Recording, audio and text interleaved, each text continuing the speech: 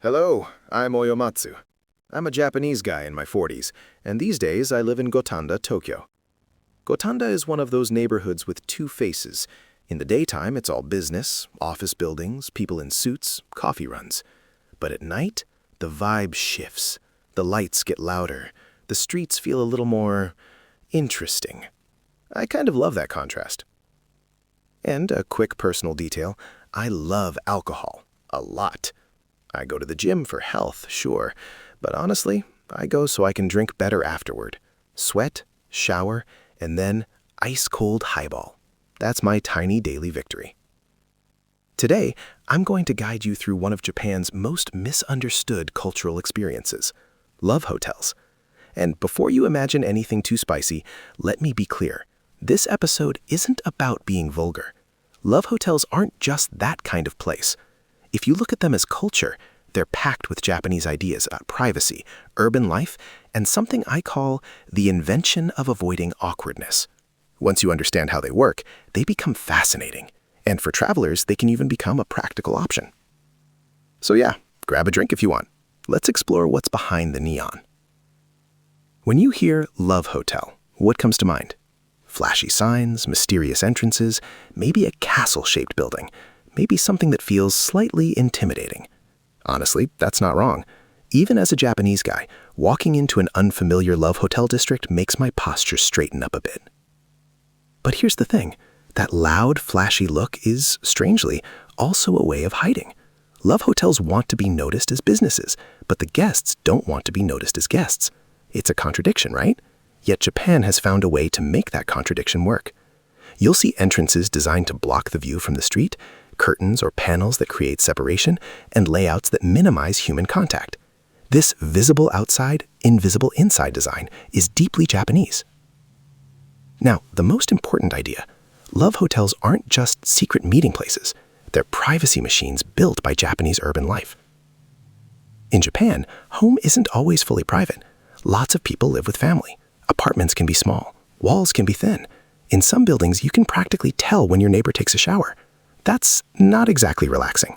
And if you go outside, it's crowded.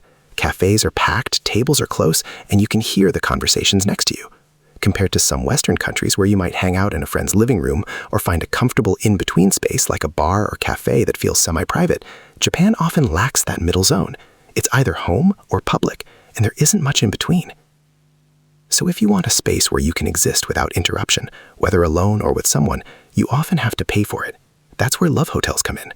They don't just rent you a room, they rent you a bubble, a sealed space, a few hours or a full night where the outside world can't reach you. And over the last decade or so, love hotels have evolved a lot. Many in the industry now call them leisure hotels because entertainment and relaxation have become major selling points. Modern love hotels can feel like themed private suites, stylish interiors, resort vibes, spa-like bathrooms, soft lighting, high-end amenities. They sit somewhere between a tiny business hotel room and a traditional ryokan with rules and rituals. In their own weird way, they've become extremely practical. So how are love hotels used today? First, girls' nights and oshikai. Oshikai means a gathering where fans celebrate their favorite idol, artist, anime series, or character, basically a support your fave party. Love hotels often have huge TVs, good sound systems, karaoke, and room service. Many also have solid soundproofing. That means you can enjoy music, videos, and conversation without worrying about disturbing neighbors, which is harder in a normal hotel. People bring cakes for birthdays, watch concert DVDs, take photos, and just enjoy a private party space. Second, solo use and business use. This surprises people, but it's growing. Love hotels often have bigger beds, larger rooms, and larger bathrooms than typical business hotels. Their rest quality is high. There are also short stay plans for a few hours, perfect if you need a nap before your next train or a quiet place to recover during a busy day. In the remote work era, some people use them as a private workspace. Online meetings, writing, editing, whatever. Quiet, undisturbed, and often with good Wi-Fi. Third, beauty and relaxation. This is where love hotels have basically entered a second form. Many places provide high-end hair dryers, straighteners, facial steamers. Sometimes you can even choose from multiple options. Some rooms have massage chairs, some go even further. Private saunas, stone spas, open-air baths. At that point, it's basically a personal spa suite. Now, a quick Oyomatsu warning. I love alcohol, but if you do sauna plus alcohol, be careful. It's amazing, but risky, delicious, and dangerous. That's life. Okay, let's talk practical steps, because most people's anxiety comes from one question. How do I even use a love hotel? The pricing system usually has 3 main types. 1. Rest, short-time use, usually a few hours. 2. Free time or service time, a flat rate for a longer stay during certain hours, often daytime on weekdays. 3. Stay, overnight from late evening into the next morning. Prices depend on the room grade and the day. Weekends cost more, holidays cost more, fancier rooms cost more. Simple. Now the check-in process. This is the part that feels most Japan. In many urban building-type love hotels, you enter and see a big panel with photos of the rooms. Rooms that are available are lit up, rooms that are occupied are dark. You choose a room by pressing a button next to its photo. Important point, once you press the button, you've chosen the room. No maybe, no browse. You press, it's yours. I'm telling you this because if I press that button after a few drinks, I might end up in a room shaped like a spaceship by accident, which sounds funny until you realize you're stuck with it for the night. After you choose, you go to the room. Some hotels unlock the door automatically, others give you a key, often through a small window or system designed to avoid face-to-face interaction. Again, it's not coldness, it's Japanese kindness through reduced awkwardness. Many hotels also have amenity corners, multiple shampoos, bath salts, drinks, sometimes even small snacks. It can feel like a mini treasure hunt before you go to your room. And one more practical detail, not all doors are auto-locking, so when you enter, lock the door yourself. Seriously, remember it. In suburban areas, there are motor-inn style love hotels. You park in a garage and you can enter your room directly from there. Zero contact, maximum privacy. Checkout is also simple. Watch your time. Overtime usually triggers automatic extension fees. Then you pay at an automatic payment machine, either in the room or near the door. Once you pay, the door unlocks and you leave, often without seeing anyone. Now, some common questions travelers have. Can foreigners use love hotels? Generally, yes. Many hotels welcome foreign guests, and more places now have English information. Do you need ID? Often not for walk-ins, but if you book online, you may need it for verification.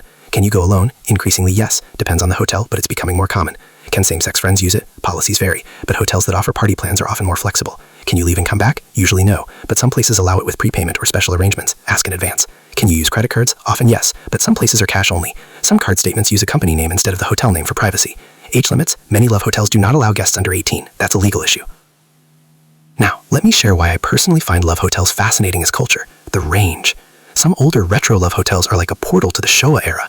Rotating beds, mirror walls, castle exteriors, beds shaped like giant shells or spacecraft. It's kitsch, it's excessive, and it's strangely beautiful in its own way, like the physical form of an old-era fantasy. Modern leisure hotels are the opposite. Sleek design, clean lines, spa facilities, curated lighting, luxury amenities. The same category can contain 2 completely different worlds. That's why I think love hotels are a mirror of Japanese desires. Privacy, comfort, escapism, without awkwardness. Finally, Oyomatsu's don't mess up tips for first-timers. Check reviews. Look for cleanliness, amenities, payment options, Wi-Fi quality, smoking versus non-smoking. Don't guess, confirm. Check the time rules. Free time hours and overnight check-in times vary a lot by hotel. Weekends and holidays get busy. If you can reserve, do it. If you think you might need to go out during your stay, ask about re-entry policies before you enter. If you do those things, love hotels stop being scary and start being, honestly, kind of genius. So that's my 20-minute love hotel cultural survival guide. Love hotels aren't just places to sleep. They're a product of Japanese urban life and a creative answer to a very modern problem: how to buy privacy in a crowded city. They've evolved into entertainment spaces, relaxation spaces, beauty spaces, even workspaces. All right, that's it for today. This was Oyomatsu. One last reminder, gym first, drink later, great. Sauna first, drink later, delicious but dangerous. Please be careful. See you next time. Cheers.